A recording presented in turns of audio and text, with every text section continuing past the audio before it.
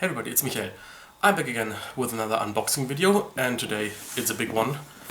It's A Feast for Odin by Rosenberg, and you can just see how big this box actually is. This is actually a pre-production copy of the English version that will appear by Zman Games, and Feuerland will have the German version, and both are due to be out at Essen this year in October. So I guess with any further ado, let's get to it. Enjoy! Now, before you wonder, I've already removed the shrink wrap.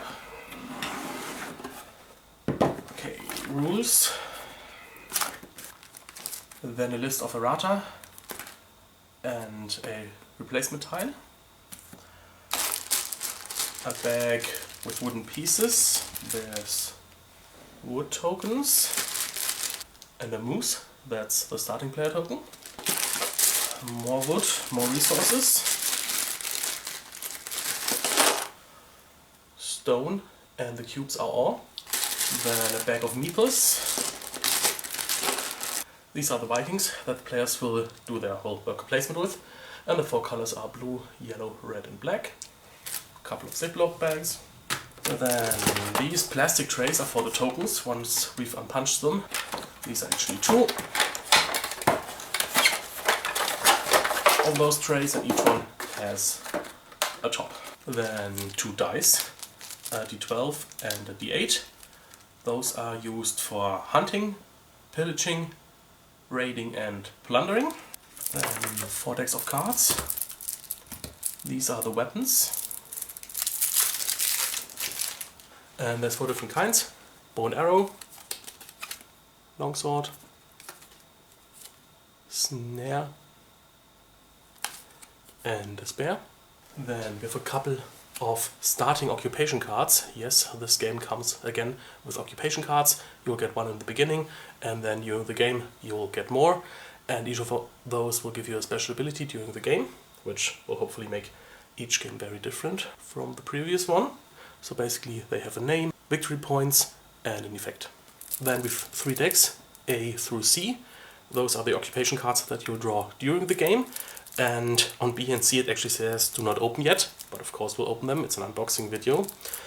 And for beginners game, it's suggested to just take cards from the A deck, and then later on you can use the Bs and the Cs or mix them all up, similar to Agricola. So lots and lots of cards. Those are the B cards, again a huge deck, and then finally C. Then we have a scoring pad. The action board. This is where all the worker placement will take place. Then we have the almanac, which has nothing to do with the rules per se, but I think this time it's alphabetical. So for example, if you want to know about Iceland or Labrador or a Jarl or linen, then you can read about the things that are in the game and the historical background. Then we have an appendix, which again is also not really necessary for understanding how the game works, but if you have any specific questions, each of the occupation cards is listed in here in a huge table, basically if you need to look up anything. Then next up are the player boards. 4 of them. Artwork is again by Dennis Lohausen, and there are 2 sides. This one is for the long game because it goes over 7 rounds, and this one goes for 6 rounds only. And then we have punch boards.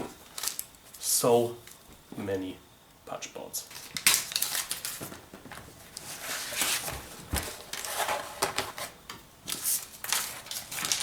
With a couple of islands.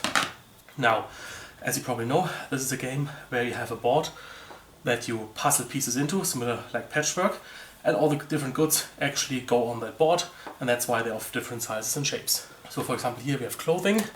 Those are the green goods, which are basically the common goods, and on the back of a green good is always a blue good, which is a luxury good, in this case silver. Then we have a very small orange good, that's basically produce or crops, things you can get in a harvest. In this case it's peas, and on the back there's a horn of meat. And the next larger size are beans, and on the back there's milk. So red is always stuff that's produced by animals. Then we have silver, which is of course the currency in the game, but you can also use it to puzzle it into your board and fill tiny 1x1 spaces, but of course then you lose its buying power. Then on the next board we have houses, penalty markers. It wouldn't be a Rosenberg game if it didn't have any penalty markers. In this case, if you don't prepare a nice banquet or a feast for Odin, which you have to do each round, then you'll get one of those. Then we have boats in different sizes.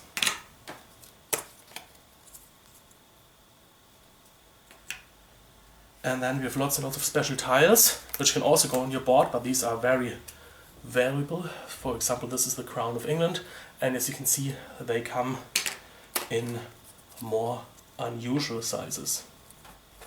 Many more goods.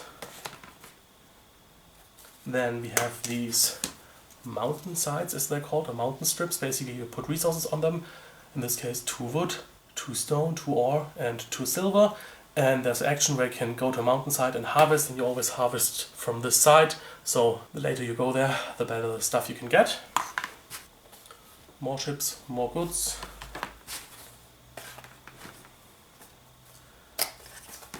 Another type of building, these are sheds, I think.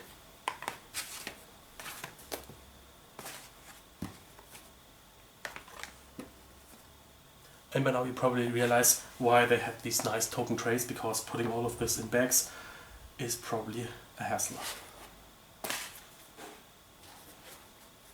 More goods, sheep, cabbage, another piece of clothing. Now this one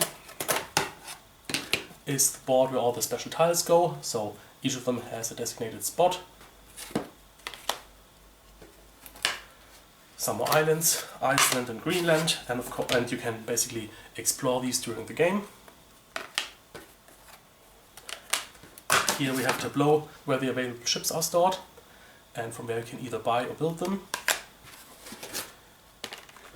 Then those two are additions to the action board I showed you earlier.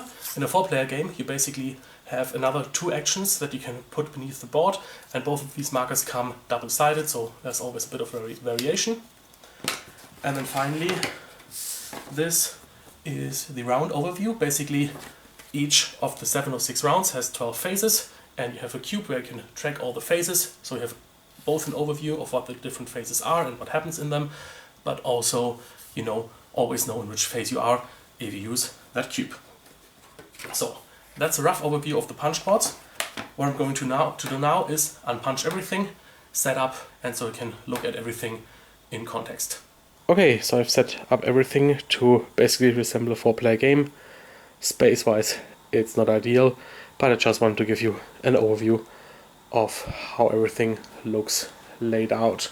So for example, you have the player boards with available Vikings, starting weapons, a starting occupation card, the start player moves, the different islands that you can explore during the game, the round overview with the tracking token, supply of wood or stone, occupation cards and weapon cards, mountain strips with resources on them, the action board, the tableau for the special tiles, the different buildings, ships, 4 and 10 pieces of silver, the goods sorted in their trays, and I put the 2 and 1 silver pieces in there as well. And you can see basically the 4 kind of goods and all the different sizes these tiles come in. Yes, so I hope that's a good overview of what actually comes in the box of A Feast for Odin. And then I'll see you hopefully soon for the walkthrough of this game. Thanks for watching, take care, and until next time, bye bye.